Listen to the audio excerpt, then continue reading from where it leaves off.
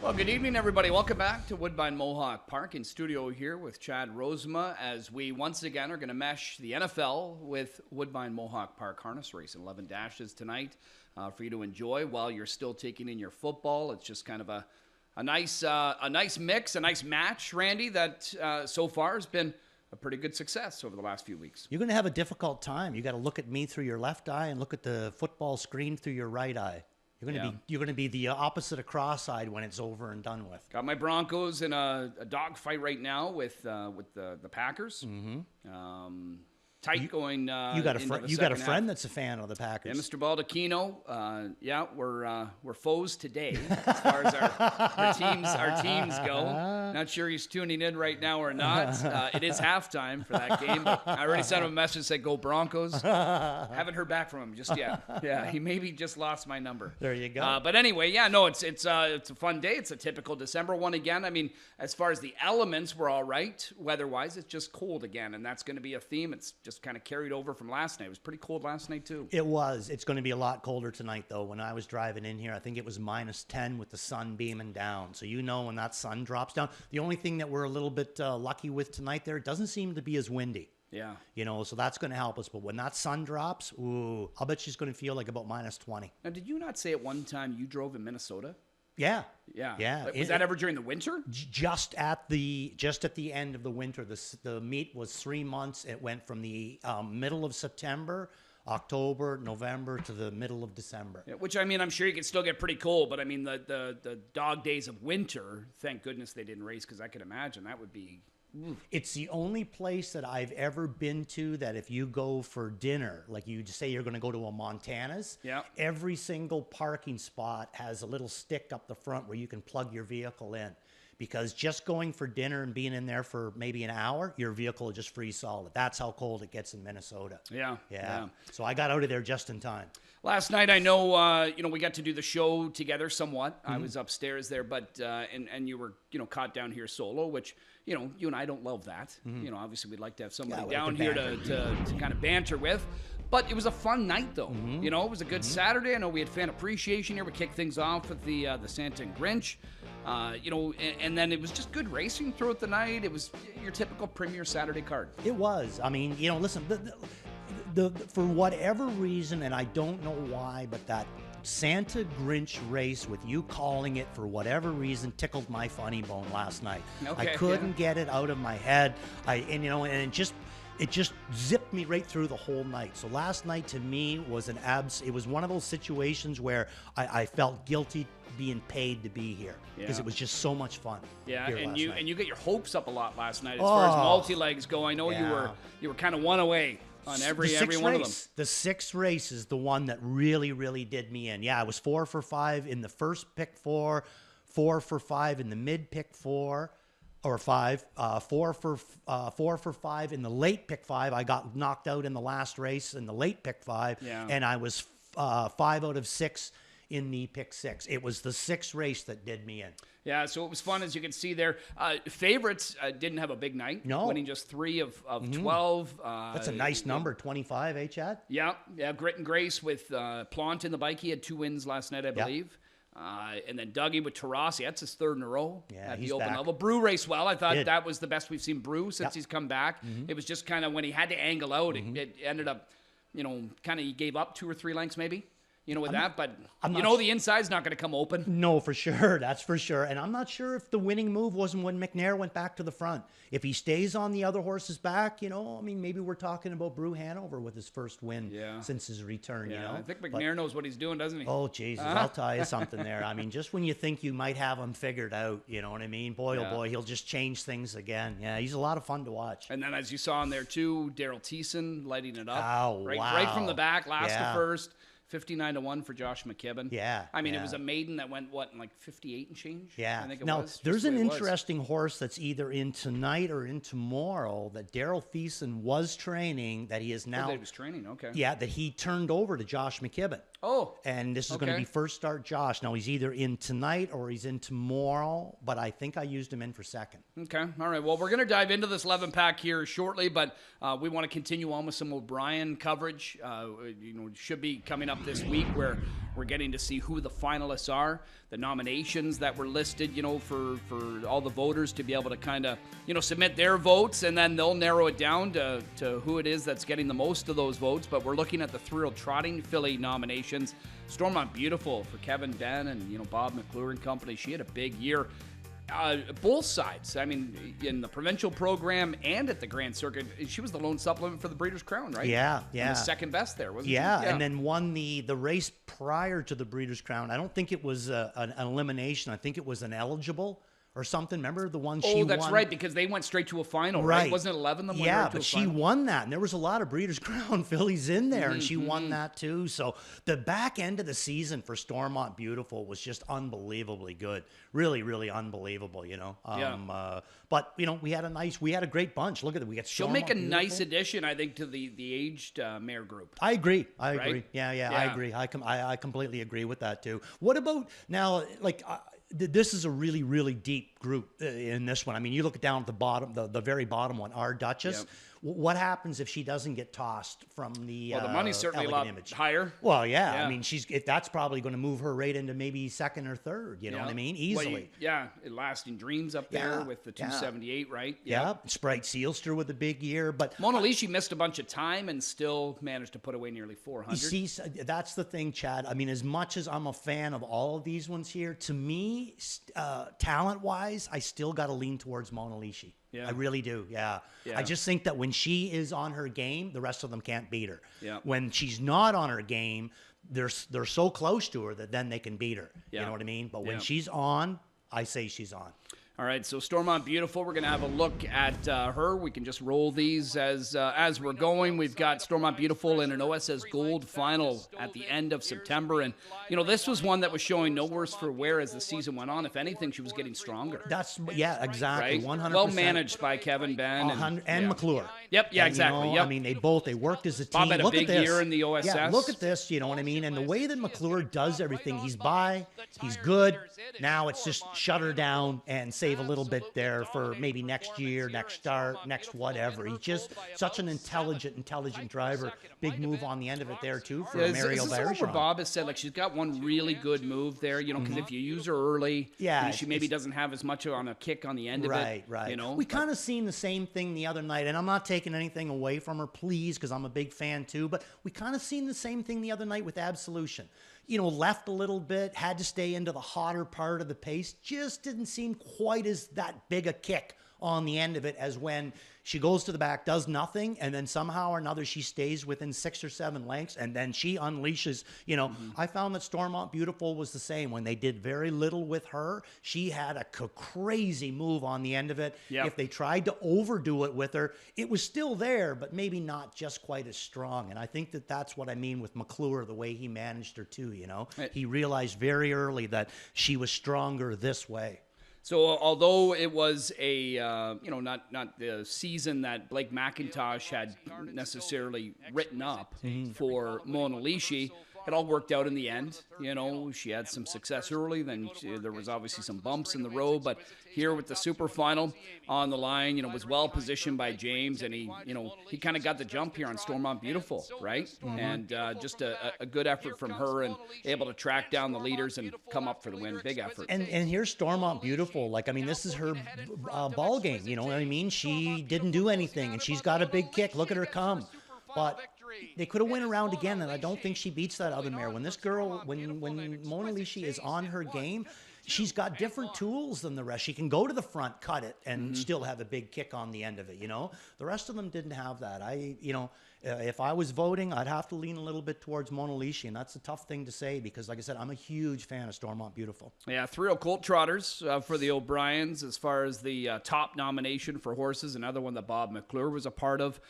P.L. Spencer kind of leading the way. Emoticon Legacy, he's obviously going to get a lot of favoritism in here because he did some really nice things, not to mention he's the first ever sophomore to go sub 50 here. Sub 50, What do you get, 49 of 4, I think, yep. right? Yeah.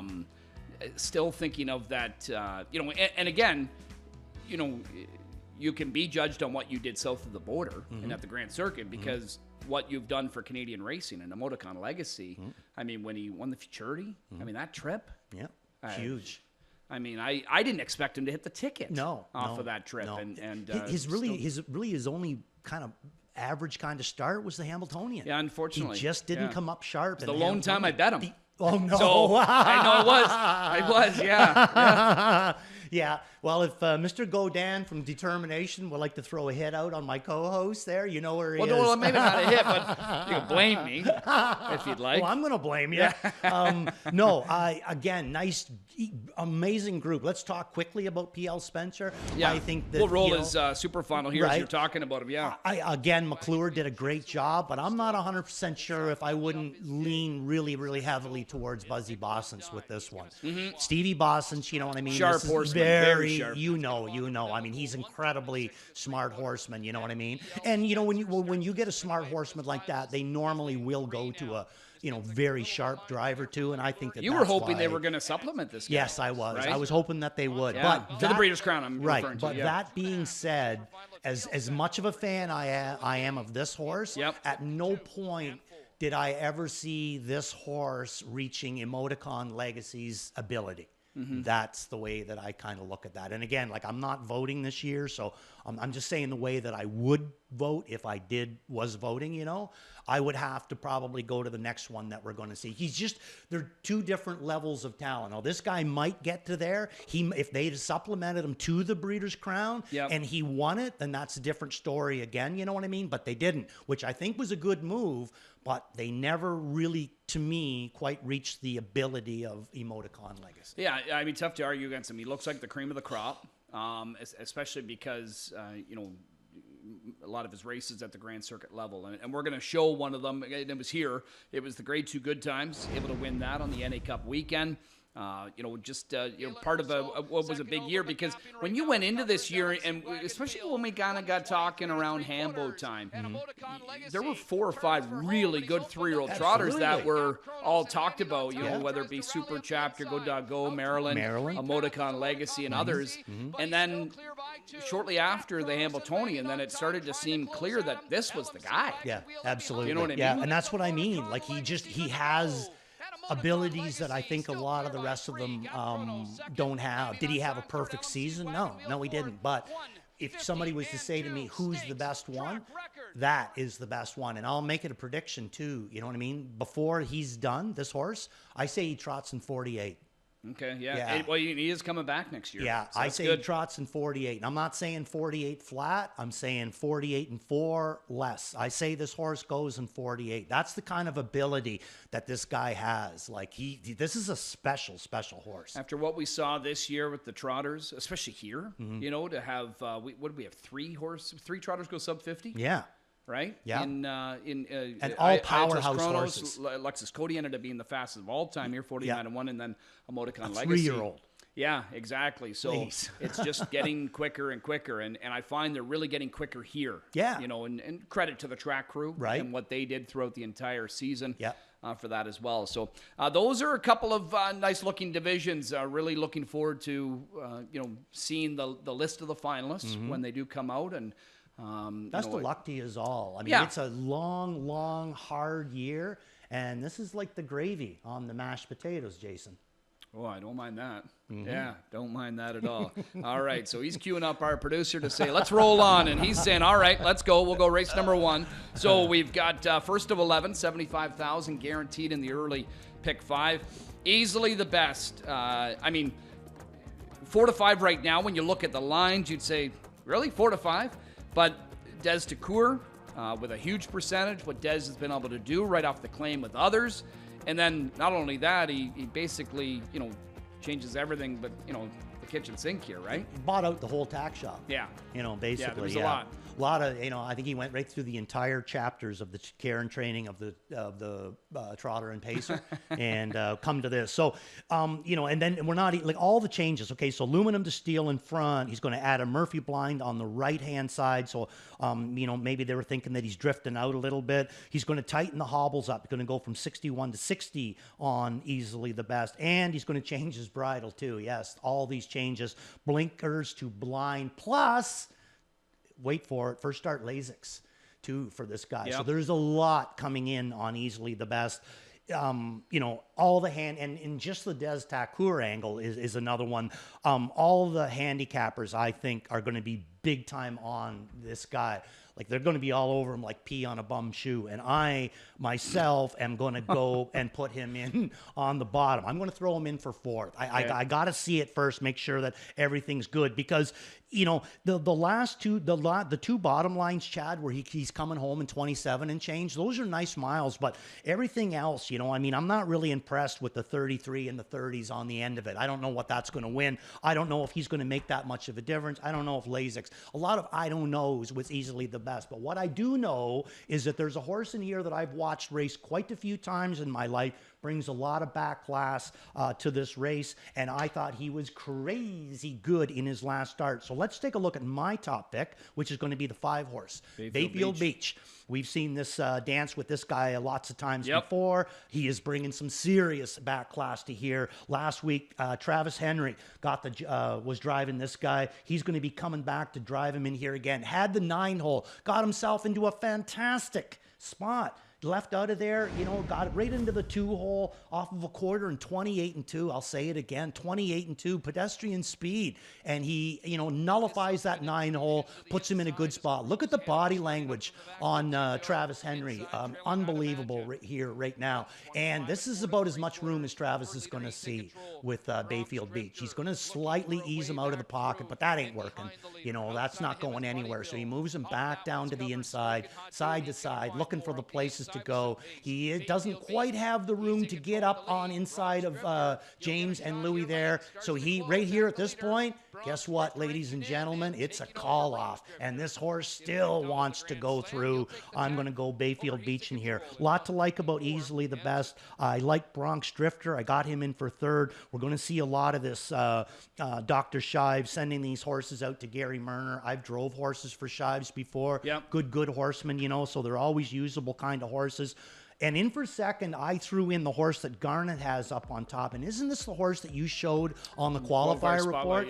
Yeah. Well, that's I went when the program came out. I went back and looked at that qualifier again. I threw him in for second. As much as I like Bayfield Beach, I think that was a sharp eye on your part with Montana Slim. That is one really impressive qualifier. Well, and just to recap it, what impressed me about it, and I'm sure you as well, is so he followed the cover of Power Code, who is a pretty decent horse that had he not been bothered last night, he would have been getting a big piece. And I agree with you. He looked like $1 million out there. Really good pre-race appearance. Montana Slim didn't catch him after riding his cover, but he was gaining on him, and Kelly was like this. Never he just sat on him, let him do his thing. 26-4. I thought it was a nice tour of this oval here. The rail, as you know, not maybe not the best spot, but he doesn't look like he's a real fast-leaving horse anyway. No, and he might need one. You know what I mean? Yeah, he could. Like last he's race, November the 1st. Yep. So, he might need one. So I'm going to go against him in there, but I love that qualifier. Thanks for showing it, by the way. And Bayfield Beach is where I'm going. I aim to please, Randy. Yeah, you know what I mean? You're a pleasing kind of guy. Yeah, that's right. Okay, we're going to go over to race number 2. Good-looking trot here. We don't have an open trot this week, but we do have some coming out of this open trot, including What About Elmo? And, I mean, I know Mr. Bluebird's also in here and some others that certainly ooze with back class. But for What About Elmo, I thought he's really been a nice fit to the open level. He's not looked out of place whatsoever. Although he hasn't won, I wouldn't be surprised to see him win one of these open trots this winter, but this looks like an ideal spot for him tonight, doesn't it? Yes, 2 great fits. And What About Elmo has fit well into the open. He's racing really, really good. And the other good fit was Rod Boyd's Barn. You were talking about that last week. Yeah, he fits this horse really, really well. So let's take a look at my all-in bet tonight, which is going to be What About Elmo into this, dropping from the open into the non-winners of 13-5, picking up Bobby McClure. Lots to like about What About Elmo, and we're going to take a look at his last start. Might not even be his very best start, but I wanted you to see the very last time that he raced last quarter in 27-1. Wasn't able to get to Logan Park, wasn't able to get to Hasty Bid or Sid the Kid, but guess what? He ain't going to see any of them in here tonight. So I thought that this was a good effort here again by What About Elmo on the outside of the track for Jody, following cover.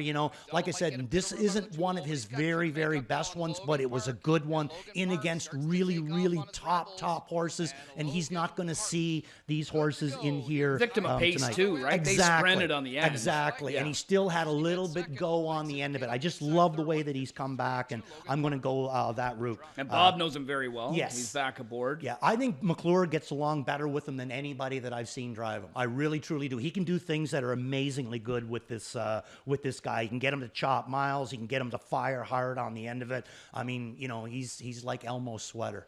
Yeah, what about a Mr. Bluebird? He seems to be a common one for the Exacta. Unless you're Ghislain, you say, I'm going to go with him right up on top. He's been okay, too. It's just, when Travis and his team bought this guy, he had money on his card, and he had to start right at the top level. That's never an easy task because he hadn't really been at the open level in the States. Do you know what I mean? So now this is where I think Travis gets to say, okay, even though I'm meeting up with some other tough ones in here, this is a good opportunity for me, too. I think he has to. I think he has to take advantage of this. Much what we've seen last night with Travis with Double and Dasher. Finally getting out of the open, getting some relief from those horses, and he capitalized last night. I think that's what he's going to be looking. Mr. Bluebird, I got him in for second. He just continually gets better and better. But again, I don't see him at a higher level than What About Elmo. All right, that's race number 2 for the Trotters. We're going to go to race number 3 next. Early pick 4 starts. It's a pop-up series consolation. For these Pacers, a field of 9 in here. Morning line favorite, Mr. Ibiza from the inside for Turcotte and Henry. Getting the call to drive this guy tonight. This is the kind of group where some of them do have plenty of back class, especially when you look at a horse like Major Hill. They're liable to pop up really any time with that, but nobody's coming in here with just kind of a long string of good, consistent form, so I think it makes it a bit tricky. Yeah, it is, and it's a good race, Some interesting things, little things that make you go, Wildcat Rocky. Trevor Henry has been staying so close to this Wildcat Rocky, and he's been racing so good, you know what I mean? Yep. But he gets an opportunity to go with a horse that he hasn't been driving, Mr. Ibiza. And that's going to be my top pick. And I think a lot of it has to do with how Mr. Ibiza raced in his last start. So Wildcat Rocky, I'm going to throw him in for third. Tricky McWicky, this is going to be second start Lasix for him. And I had him on top last week. I didn't mind the way that he raced. I thought maybe he should have finished it off. When he come out of the 2-hole, it looked like he was, he was gone. He was sailing, but then he, labored a little bit at the end of it. But I still think that second start Lasix could be better for him. I'm a bit of a fan of the horse, so I got him in for second. And then the Dale Fritz horse, always got to pay attention to the Fritz horses this time of the year. When they start bringing them here, they're always tough. But let's take a look at the last race of Mr. Ibiza, and I got a feeling this could possibly be why Trevor decided that he is going to get away from a horse that's been racing really good for him and go to Mr. Ibiza. So Jody in the pocket with this guy. Jody gets him into a really, really good spot, had the 7-hole, bombed him out of there, landed in the deuce. But this is about as much air as what Mr. Ibiza is going to see. And you can see right now, Jody, the whip is up, but the shoulders are back and the head's going side to side. He is trying to put him up in the inside, but Mr. Ibiza is not really cooperating either. You can see right there, his head's cocked. He's kind of, now Jody's either got to go in the pylons or retreat back onto the track. He did. The rest of the horses all go by him. He's been locked in every step of the mile. I think that Mr. Ibiza is going to be sometime kind of sharp in here tonight, Chad. Okay, yeah, and I mean, although, he's made $189,000, not near what like a Major Hill has earned in his career, he feels like that type that's got some back class. Because I know he's raced at some, fairly high levels here. And I got a feeling that when McNair trained him, there were times Trevor might have even driven him. Could have been. Yeah. And didn't Carmen have him for a while, too? Didn't Osceola have this horse for a while, too? He might have, well, yeah. McNair trained him, though, I think, right? Didn't he? I can't remember. But I'm going to tell you one thing. Anyway. I hadn't seen him in a while. He reappears from Rito. Yeah. What a gorgeous looking individual. Sunshine Beach, boy, he does put some lookers out there. So that's race number 3. Early pick 4 gets underway there. We're going to skip over a couple. We're going to head over to race 6. That's where we start tonight's late pick 5. And we'll do it with a group on the trot. Numbers of 6,000 last 4. Field of 7 now to the scratch of the 4-horse in here. Bella Cavala, who is, one of the finalists for the O'Brien. One of the nominations that could end up being one of the finalists for the O'Brien. is in here. She's getting a drop down, and we've seen this too before, where she might come in with some form that's not, maybe screams, "Hey, come play me," but she can all of a sudden just turn it around. Yeah. Right? So I see the appeal with her, especially with Dougie back in the bike. But I know you're a fan of one that Herb sends out down the center. Yeah. Okay. So Bella Cavala, I'm going to put her in for second. I honestly think 2 starts ago there, that was a really rugged trip for her. She had the 9 hole. She was 3 wide all the way around the turn. Took a huge park after that. Never seen the inside.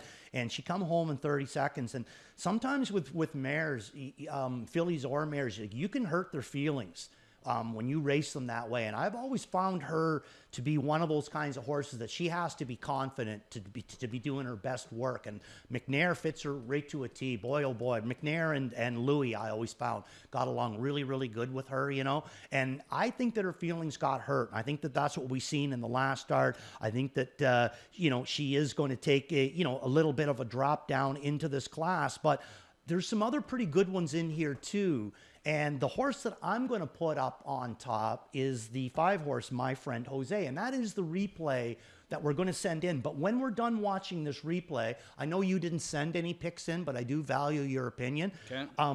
When we're done watching this replay, you take a quick look at that and tell me what horse other than the 2 and the 5 that you're the most scared of, because that's the one that I ended up using in my pick 5. I did not use the 2-horse who I have in for second. There was somebody else in there. So let's take a look at My Friend Jose. Kind of what I would consider to be a little bit of a crazy trip for this guy. It was a snowy night. He's a funny kind of horse in different ways anyway. And to me, it just nothing really kind of worked for My Friend Jose. He started to gap around the turn here, which he will do sometimes. I think it had a lot more to do with the kind of track conditions that we were dealing with. But look, here we go. Look at Louis there, looking like a gopher, looking for somebody going to shoot him.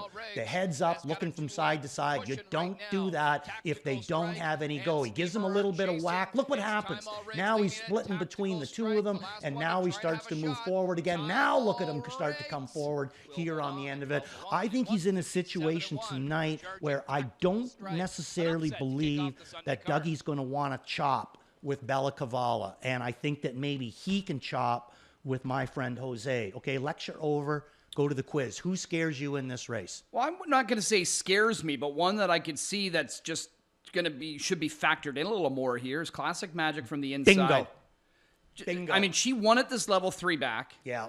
Now, against some of the similar ones, maybe not all of them, but she's dangerous. She retains James, and I remember seeing this horse last week, and I said, geez, I kind of felt for her because she's a mare. She was up against the boys.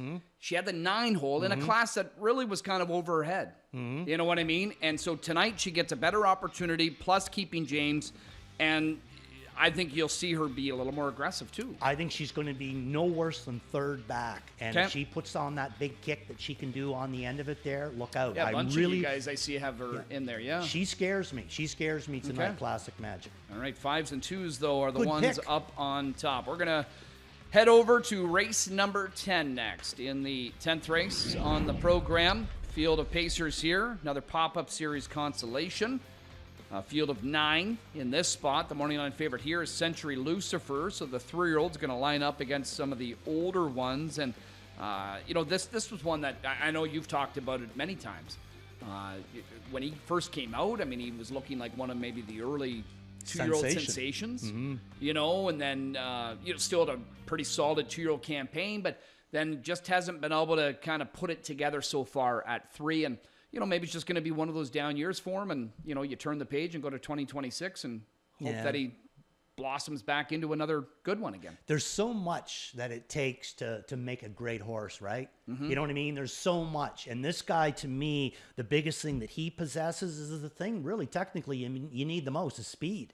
That's it. He's got it. He's got speed. He sweats speed, this horse. He is so incredibly fast. But sometimes he doesn't bring the rest of the things too, the manners and the gait. He got into making breaks there for a while as a 2-year-old, I mean, he can be just a bit of an enigma at times, a little bit of a mystery, going on with Century Lucifer. Draws outside, I look at this as a drop down for the talent that he's had to face. I think this is a bit of a drop down, but as Chad said, you're still looking at a 3-year-old having to race against older, salty kind of horses. So I'm going to throw him in for 4th. Where I'm going to go in the replay that we're going to show is the 5-horse in here, How Mac Charmer. This is going to be 3rd start at Woodbine Mohawk Park for this guy. In the McNair stable. I like the lines that he brought forward. I thought, 53 and change over Summerside or over Charlottetown, that's a nice mile, but 53 and 3 over Summerside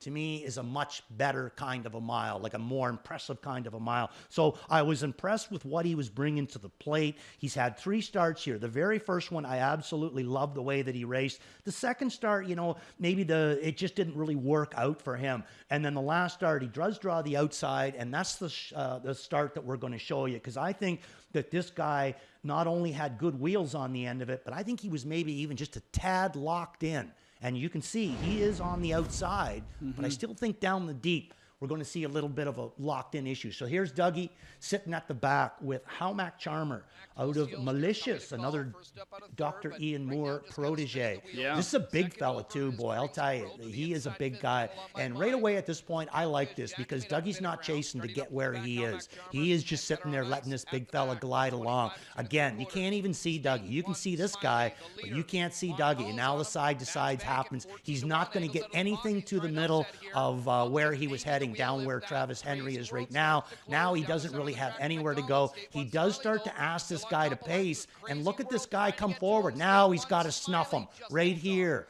I think that he's an easy 3rd if he gets through there, and I think even better, I think that Dougie, he maybe fooled Dougie a little bit, and that's not going to happen very often, and certainly isn't going to happen tonight, because Dougie knows exactly what he's dealing with here tonight. I think that we could see, a road show, or at least a horse that is going to be, used hard tonight. So How Mac Charmer is the way that I'm going to go. If I can give you a price one to maybe consider in here, the 3 Back to the Future. Not just my favorite movie of all time, but last race, put an X right through it. Yeah. He was probably the one that got bothered the most when Roland made that break in the backstretch.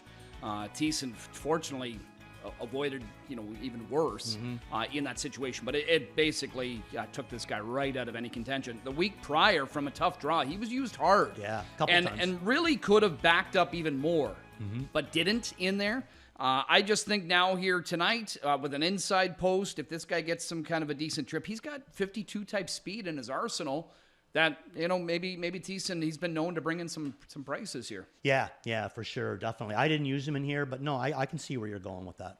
All right, so even though you had an up and down night last night as far as your multis go, because you were so close and it was just kind of one horse that sort of blew you up in those tickets, you're back at it with more. Oh, yes. Here tonight. So we are going to show early pick 5 here. So here you go. And this, I'll say, not so much Randy Waples type, because you usually like to find multiple singles. We just have one right now. Usually an all in there too, right? The only single I found was out of What About Elmo? And maybe I'm going a little bit too, maybe I'm throwing too much weight behind Elmo, but I love him in here. I think he's going to be good. But starting it off with the 1 and the 5, Montana Slim and Bayfield Beach, and then the single onto What About Elmo? And then in the 3rd race, I'm going to go Ibiza. We showed you that replay on to Tricky McWicky. In race number 4, Devil's Arch is going to be my top pick in there, but I go 3 deep. And then race number 5, top pick, Ario Hanover.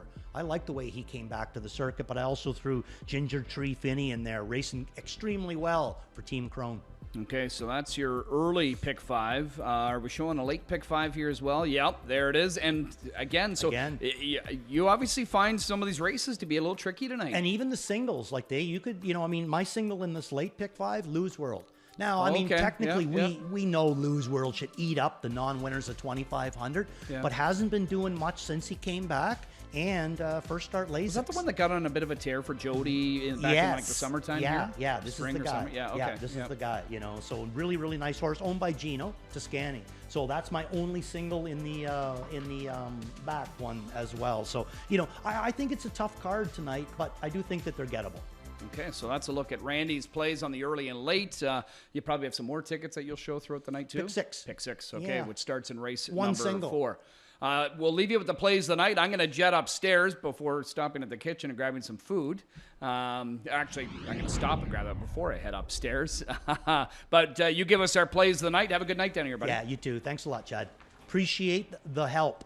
Okay, so a lot of my plays are going to come in the first 3 races of the night. We're going to start off in race number 1. That's going to be Bayfield Beach is going to be my worth a look. I think he had a pretty big morning line on him. 10-1 morning line on Bayfield Beach, and right now he is at 5-1, so still not a bad number on him.